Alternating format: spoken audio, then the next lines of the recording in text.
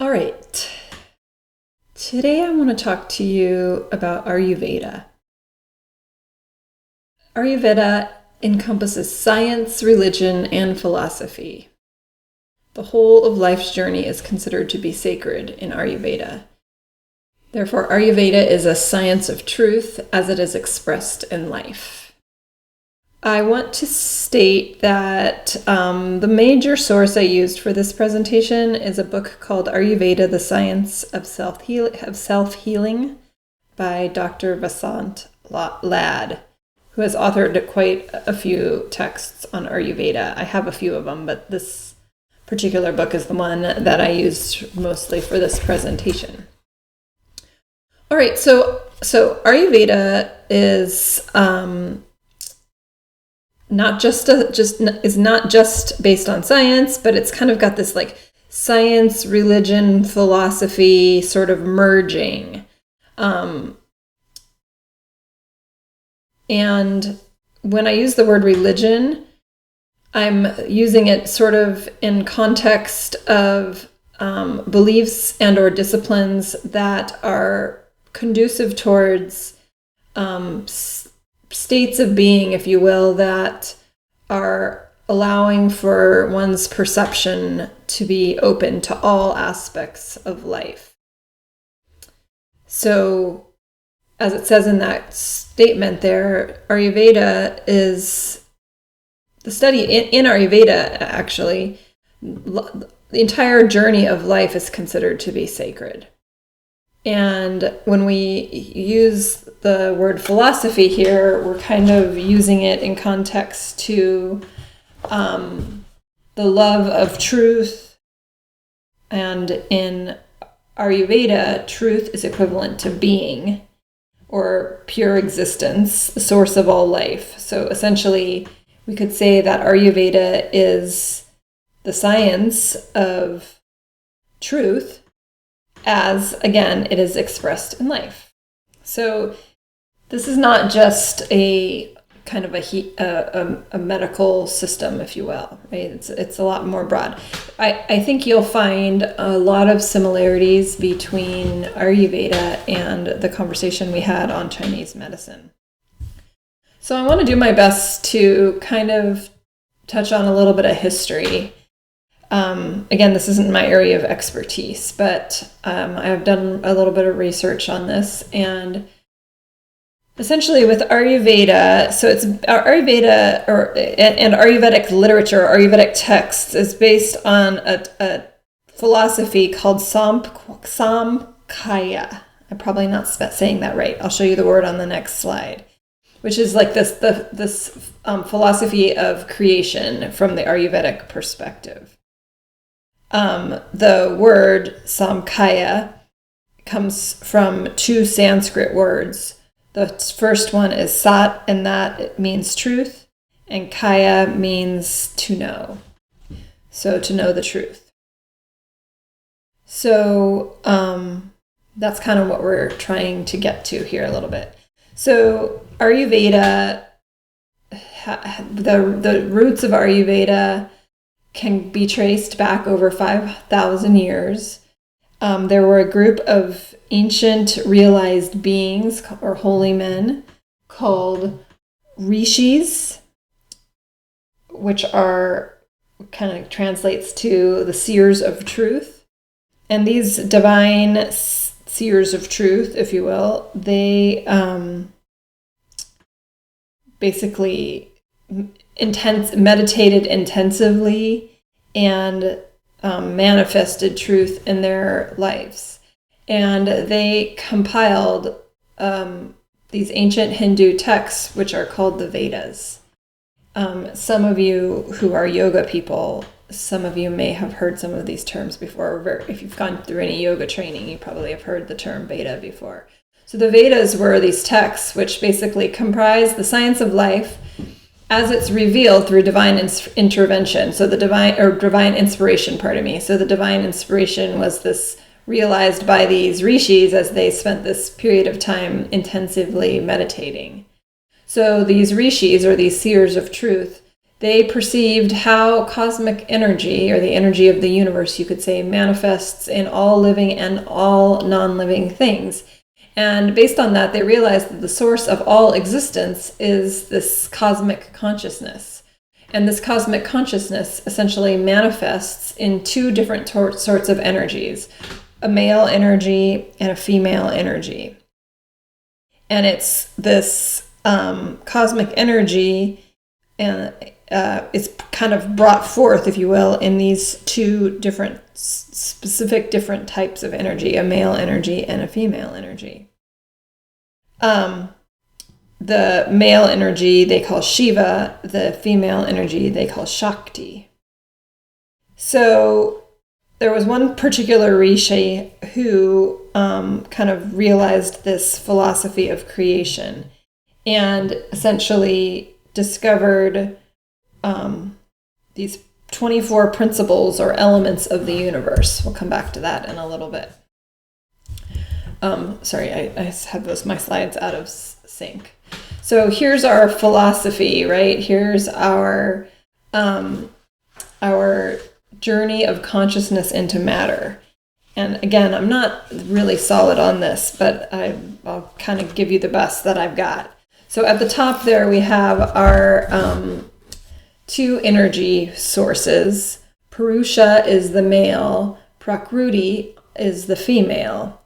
So Purusha, this male energy, is said to be formless, without form, without color, and doesn't have any physical attributes, and doesn't take any active part in the manifestation of the universe. So according to Dr. Vasant Lad in his book, he says that the energy of Purusha is choiceless and passive awareness. On the flip side, we have Prakruti, which has form, has color, and has attributes. And essentially, it is the awareness that comes from choice. It's divine. When we talk about divine will, that's what we're looking at here. The one who desires to become a many, he writes. So the universe essentially is the child born out of the womb of Prakruti. So Prakruti is referred to as the divine mother.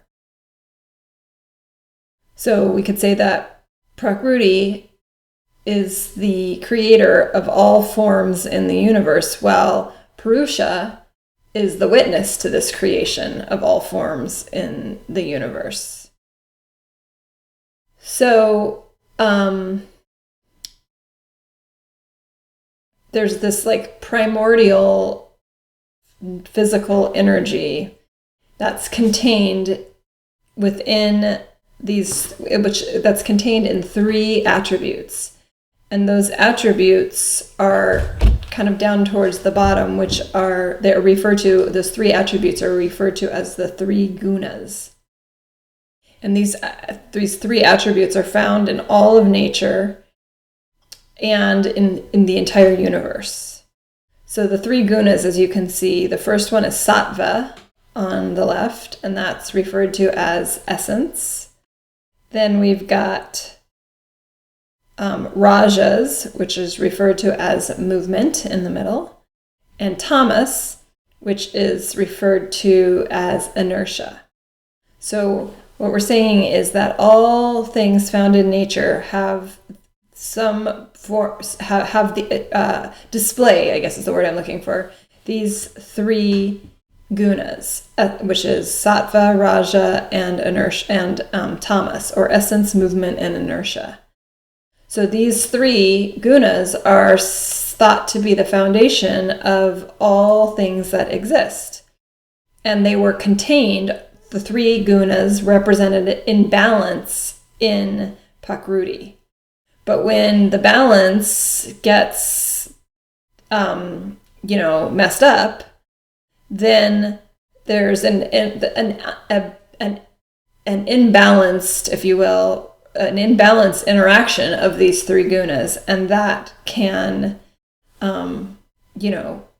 cause changes in the evolution of the universe, I guess we could say. So if you go, I didn't talk about the Mahad and Makara. So if we say that the Prakruti is the initial manifestation of the cosmic intellect, so the intellect of the cosmos, then we have the ego, which essentially is born from that cosmic intellect. So the Mahad is kind of the cosmic intellect, right? That's the first manifestation of Prakruti. And from that, the second manifestation would be the ego, which is what ahamkara is referring to. So then the ego manifests into 5 senses and also 5 motor organs with the help of sattva. So you can see down there. So sattva helps the ego to essentially manifest 5 senses: hearing, touch, vision, taste, and smell on the left, and 5 motor organs, or motor or we could say faculties of action: speech, grasping, walking, procreation, and elimination, and also the ability to cognate and act. So that all comes through the help of sattva. Raja is the vital force in the body which moves both the organic and the inorganic universes to either sattva or tamas, respectively. So we could say that sattva and tamas are not active, but they are potential energies, kind of like we would think of it as potential energy. But in order to become active, they need to be sort of energized or brought to life, and that's where the rajas come in, right? That's the kinetic force. So it's the energy of motion. So the energy that gives motion, if you will, to sattvas and tamas. So, what else do we need to talk about that? And then when we get to the tamas, you can see that tamas kind of gives rise, if you will, to the 5 elements, which we're going to talk about later, which are similar to what we talked about in Chinese medicine. So sound is the guna of ether, which touch is the guna of air, form is the guna of fire, taste is the guna of water, and odor is the guna of earth. So we're going to kind of come back to that. So that probably was not very clear and kind of confusing, because to me it is sort of confusing, but sort of the underlying philosophy of Ayurveda. We're not going to get into talk much more about that, but it's the underlying philosophy of Ayurveda. All right, so here are our 3 gunas, again, that we just mentioned, right? Sattva, which represents balance and purity. Rajas, which represents activity and energy. And tamas, which represents inertia and stability. Remember, the raja really is what's giving life, giving energy, if you will, energizing or bringing forward the other 2, sattva and tamas. Okay, so we can say that Ayurveda what is a holistic system of medicine that's indigenous and practiced widely across India. Again, the word Ayurveda is a Sanskrit word which translates to the science of life. So we could say Ayurveda is the first science of life. Ayu translates to life or daily living, and Veda translates to knowing. So again, Ayurveda was first recorded in the Vedas, which I just talked a little bit about, which is one of the world's oldest literatures. And as I said in the previous slide, Ayurveda has been practiced in India for greater than 5,000 years. All right, so I think I got kind of out of sync here.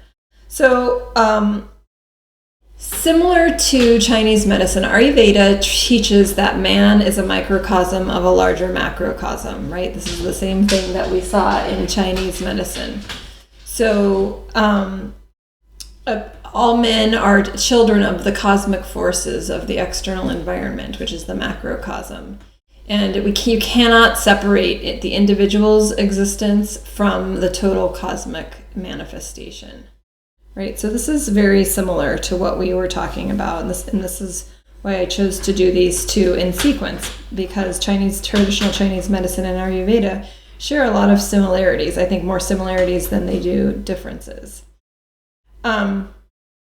So Ayurveda views health and disease in holistic terms, and again, really taking into consideration the relationship, between the individual and the cosmic consciousness, or you could say energy and matter. So, let's see what I have next. All right, so according to Ayurveda, the teachings of Ayurveda, every human has basically 4 spiritual and biological instincts. So every human has an instinct for religion, financial instincts, procreative, and an instinct towards freedom. So basically, good health is the foundation for the fulfillment of these instincts. And so Ayurveda, the practice, helps helps a healthy person to maintain their health by, fulfilling, if you will, these instincts, and are using the practices of Ayurveda can help a person that's diseased become healthy or regain their health. All right, so this is like a medical, spiritual, healing life science, right?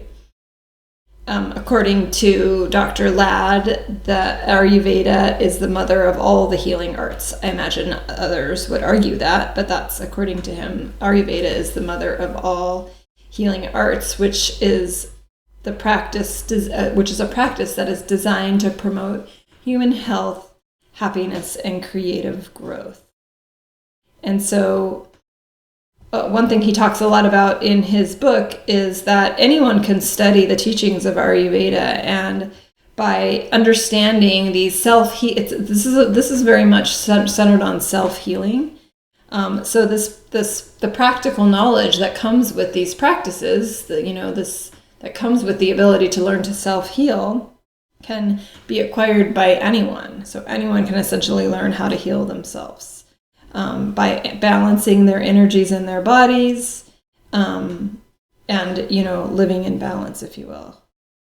So that's really, I think, one of the core beliefs of Ayurveda is this capacity of the individual to heal themselves. All right, so in India, there are these ancient life disciplines that are seemingly separate, but they have a lot in common. So Ayurveda, which we've just been talking about, yoga, and Tantra. So on the bottom I have there, Ayurveda is the science of life, which we've sort of been going through. A yoga is the science of the union with the divine, or with truth. So it's the linking of the body to the divine, if you will, right? And so that's kind of what yoga is. It's right, using breath to connect with the divine.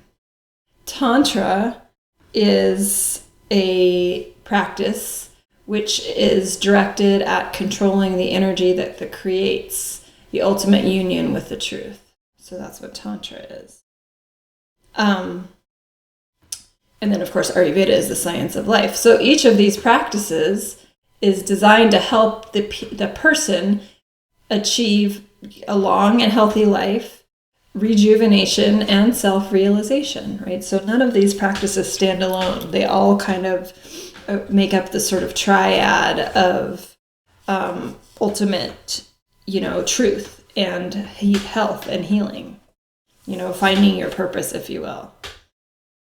So oftentimes they refer to the object of the practice of yoga and Tantra is kind of liberation, freeing the mind, liberation. Although not everybody is able to get there through these practices, right? So these are very definitely practices that are aimed at this kind of self-realization and ultimately union with the divine.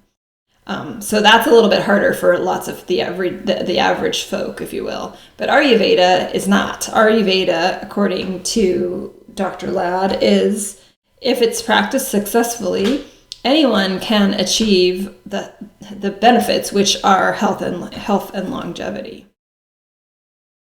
All right, so if we were to look at the spiritual evolution of man, Ayurveda is the foundation, and then they say that yoga is the body and Tantra is the head, if you will. So in order to get to the body and the head, you have to understand Ayurveda. So you could like make a triangle and put Ayurveda as the base, yoga in the middle, and Tantra as sort of the pinnacle.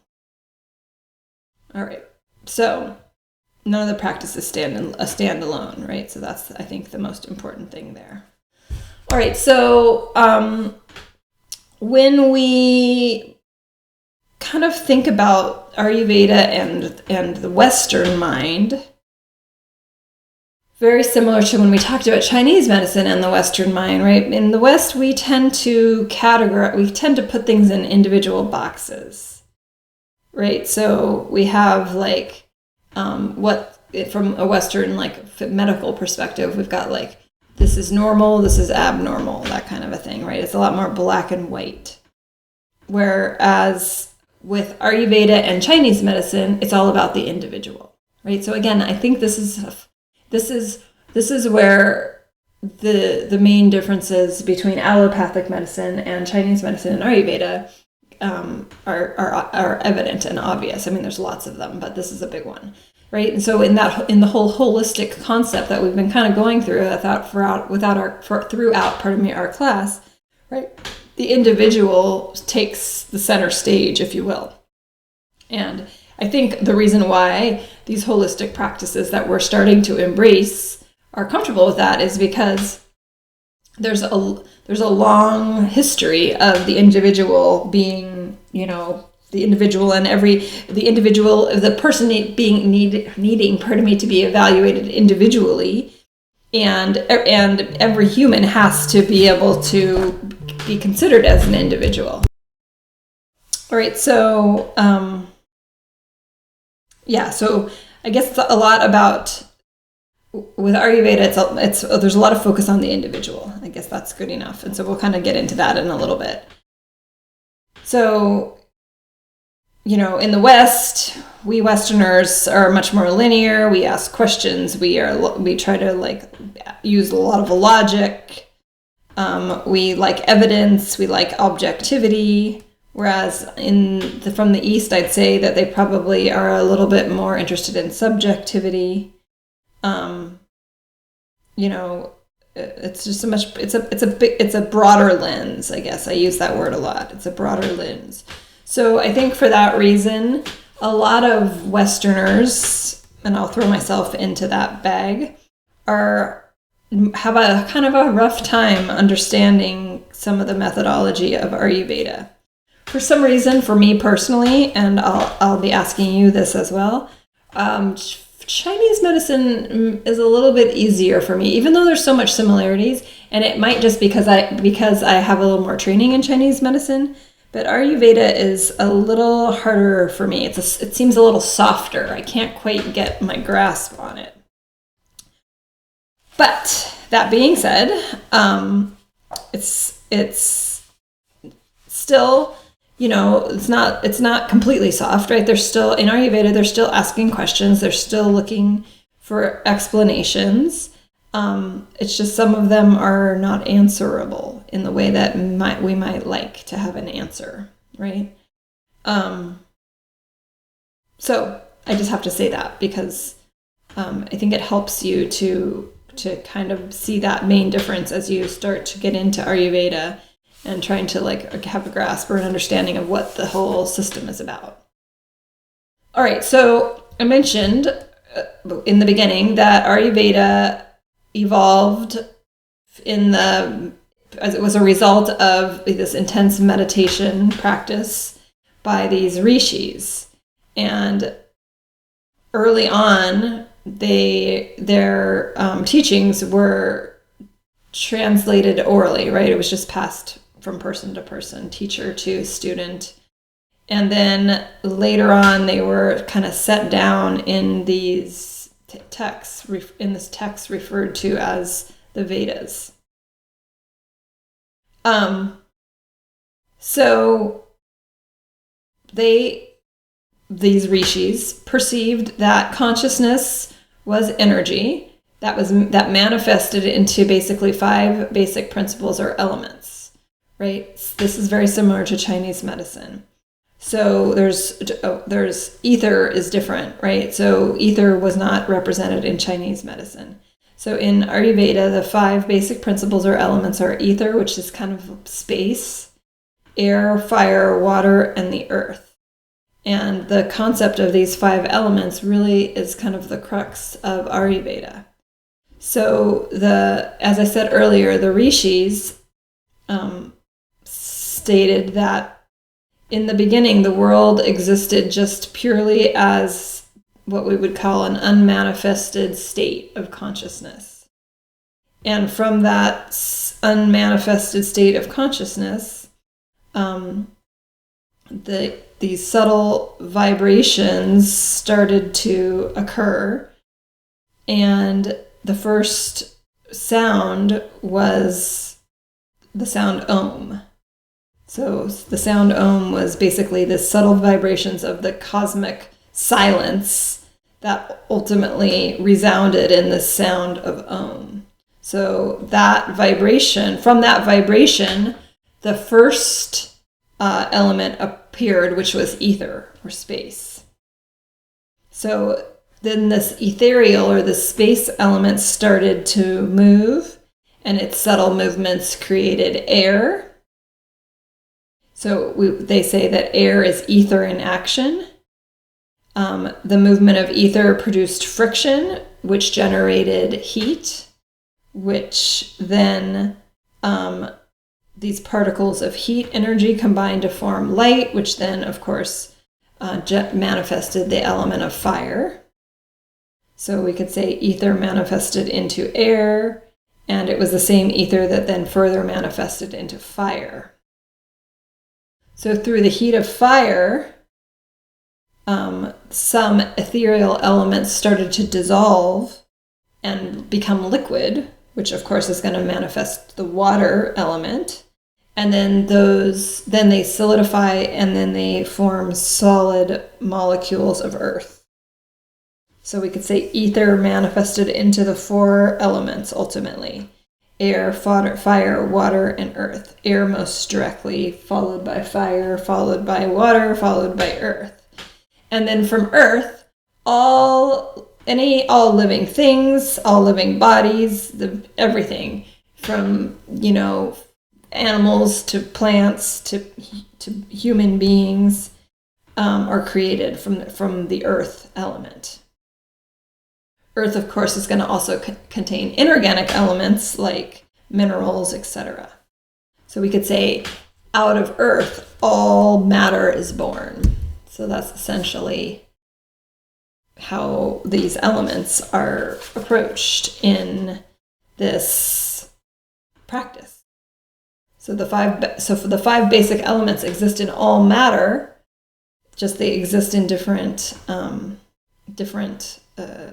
concentrations, I guess you could say. That's probably not the best word, but that's as good as I've got. So all 5 originated in the energy that essentially was stemmed from this cosmic consciousness. And all 5 are present in all matter in the universe. And so we could say, as a result, then energy and matter are one. They're the same. All right, so man, of course, I said this earlier, man is a microcosm. And so the 5 basic elements have to be have hiccups, have to exist in the individual as well. So the human body is going to be, represented in a similar kind of a way. All right, so another thing I want to talk about is the energy. So in Chinese medicine, we talked about qi. In Ayurveda, we talk about prana. So it's, as far as I can tell, it's a very similar, if not the same. So the primal energy that enlivens the body and the mind is considered to be prana. It has the qualities of a nutrient that can be taken into the body through the breath. Breath is very important with Ayurveda and yoga and Tantra, as I'm sure many of you know. So Ayurveda uses a lot of breathing exercises that help to increase or move energy for the promotion of healing. And those types of energy exercises are called pranayama. So pranayama is a special type of special breathing exercises, and there's a lot of different ones that help to increase or direct the energy flow, the energy to promote healing. All right, so I want to talk a little bit more about these elements. Starting with space. So ether. So this is where everything happens. It's the field that is the source of all matter, which we just talked about, and the space in which it exists. It's the distances that separate matter. The chief characteristic of ether is sound, right? And not just one sound, but the entire spectrum of sound, the vibration of sound. So in the body, remember, each of these elements are represented. So in the body, anything that has space could be an aspect of the ether element. So spaces in the mouth, spaces in the nose, spaces in the hollow organs, right? Like the gastrointestinal tract, the respiratory tract, the abdomen, the thorax, the capillaries, the tissues, and even the cells have an aspect of the space element. Air is born of ether, if you will. Air is considered to be mobile and dynamic. All movements involve air as an element. So oxygen, or air, is the basis for all energy transfer reactions, which is true in the human body as well. We know that now, right? When we learn about cellular metabolism and oxidative phosphorylation, oxygen is there at the very end in order to make energy. With the human body, air is present in the pulses. So the pulses of the heart, the waves of the respiratory tract, etc. So we say air is existence without form. And then we have fire. Fire is considered to be transformative. In the human body, the source of fire is metabolism, right? That should make sense. Fire binds atoms together. It converts food into energy. It creates nerve impulses. So body temperature, digestion, which is all about metabolism, thinking, etc., are all functions of the fire element. So fire is considered to be form without a substance. Water is change.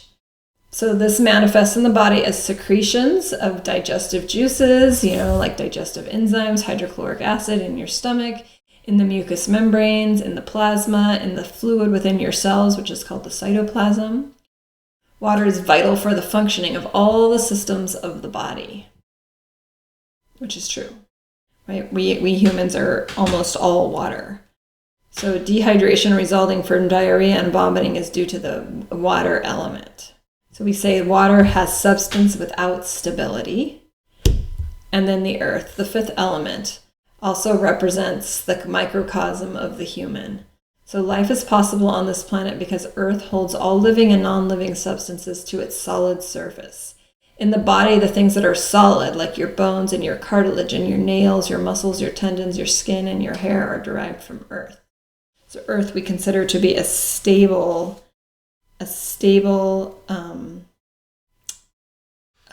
substance. So again, we've got these 5 elements: ether, air, fire, and water. And these are all represented in each of us.